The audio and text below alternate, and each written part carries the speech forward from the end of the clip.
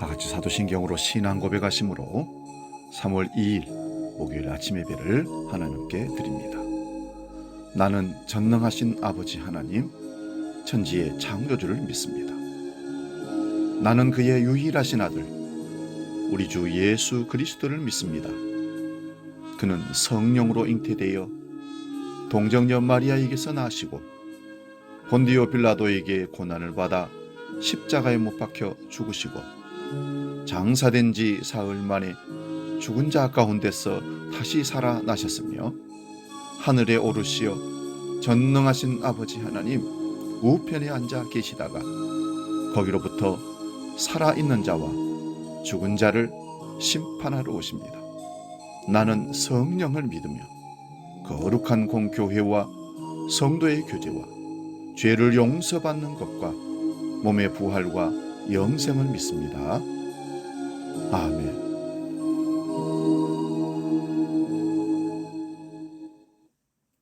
찬송가 425장 주님의 뜻을 이루소서 함께 찬송합니다.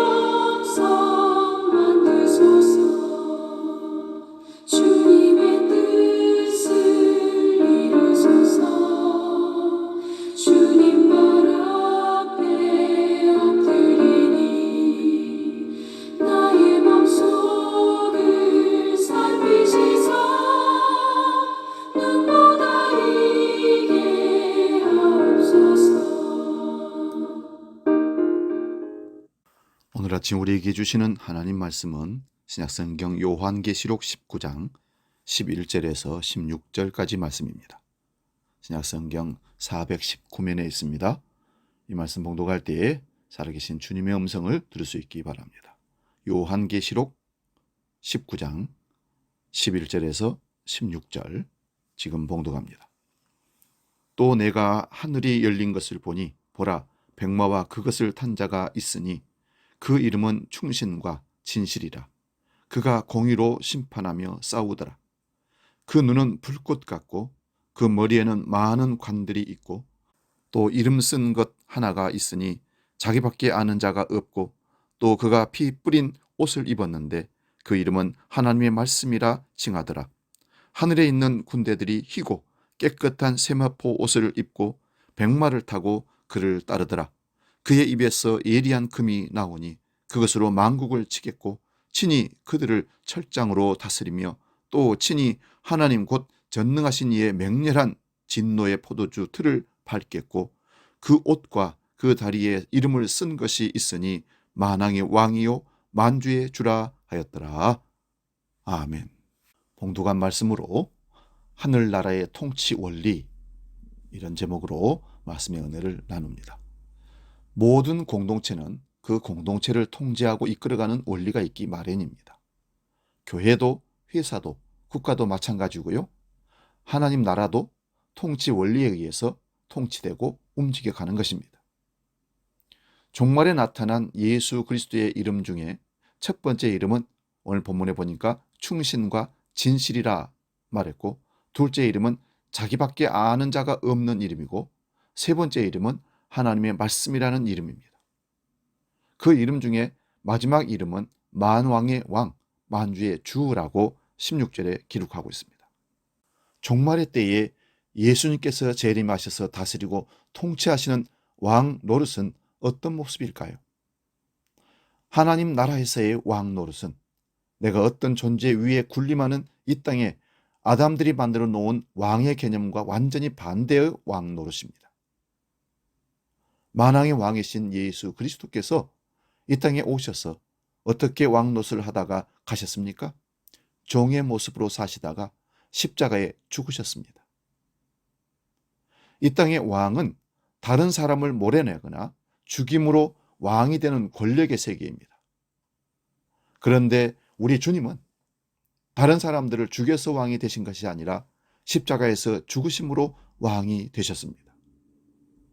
예수께서 자기를 비우시고 종의 형체의 모습으로 원수들을 위해 목숨을 버리신 것은 단순히 우리를 구원하기 위한 이례적인 행동이 아닙니다.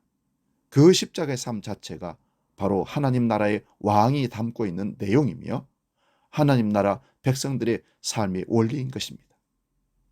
그래서 우리 주님은 누구든지 나를 따라오려거든 자기 십자가를 지고 나를 따라와야 한다라고 말씀하셨습니다. 십자가는 하나님 자리에 올라앉아 있는 나라는 거짓된 자를 스스로 보호하기 위해 나 외에 다른 나를 공격하고 통제해서 죽이는 그 육적인 나를 해체시키고 다른 사람들을 위해 내가 죽음으로 그 상대방을 살려내는 하늘나라의 삶의 원리를 담고 있는 것입니다. 이러한 유쾌한 종노릇이 바로 하늘나라의 왕노릇인 것입니다. 그것을 이해한 사도들은 그 주님의 말씀대로 다른 사람들을 섬기는 종으로서의 삶을 열심히 살아냈던 것입니다. 그들은 예수 그리스도의 십자가 내용을 자신들의 삶으로 살아낸 것입니다. 고린도후서 4장 5절 말씀 봅니다. 우리는 우리를 전파하는 것이 아니라 오직 그리스도 예수의 주 되신 것과 또 예수를 위하여 우리가 너희의 종된 것을 전파함이라. 아멘. 고대에는 노예들을 길들이는 사람들이 있었습니다. 그들을 헬라어로 돌라 고게오라고 불렀답니다. 돌라 고게오는 원어의 의미가 전쟁에서 승리한 자가 패한 자를 전리품으로 끌고 가는 것을 돌라 고게오라고 불렀다는 것입니다. 고린도전서 9장 27절에 내가 내 몸을 쳐 복종하게 함은 이런 말씀이 나옵니다. 쳐서 복종하게 하는 단어가 바로 돌라 고게오라는 말입니다. 우리는 이 땅에서 예수 그리스도의 종이 되기 위해 돌라 고게오를 통과하는 것입니다. 그래서 진정한 예수 그리스도의 종이 되는 것입니다. 그것이 바로 신앙 생활입니다. 내가 왕이 되어서 내가 주인이 되어서 내 인생을 내가 살아가는 것이 아니라 우리는 모든 전쟁에서 실패한 죄인으로 돌라 고게오에 의해서 끌려가고 훈련받아서 주님의 종이 되는 것입니다. 출애굽기 21장에는 종에 대한 율례가 나옵니다.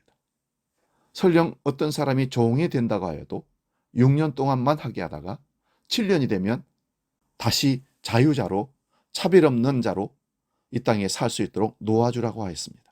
그런데 어떤 종이 7년 안식년에 자유를 주어도 계속해서 주인과 함께 살겠다고 고집하면서 주인님 나를 평생 동안 종으로 부려주시옵소서, 종으로 써주시옵소서 하면 그 종을 데리고 재판장에 가서 사정을 말하고 재판장은 그 종을 그의 상전의 집에 가서 그 상전의 문에다가 귀를 대고 송곳으로 귀를 뚫게 하였습니다. 귀를 뚫은 것은 주인의 말을 귀에 새기고 사는 것이고 주인의 말만 듣겠다는 뜻입니다. 종이 왜 자유를 주어도 주인의 종으로 살고 싶어 할까요? 이는 주인의 은혜를 잊지 못하기 때문입니다. 그 은혜가 너무 고맙고 그 은혜 때문에 더 풍성한 삶을 살 수 있기 때문에 그는 스스로 주인의 종이 되겠다고 선언하는 것입니다. 귀를 뚫은 것은 종은 주인의 은혜가 너무도 고마워서 영원히 그 주인의 말에 순종하고 살겠다는 고백입니다.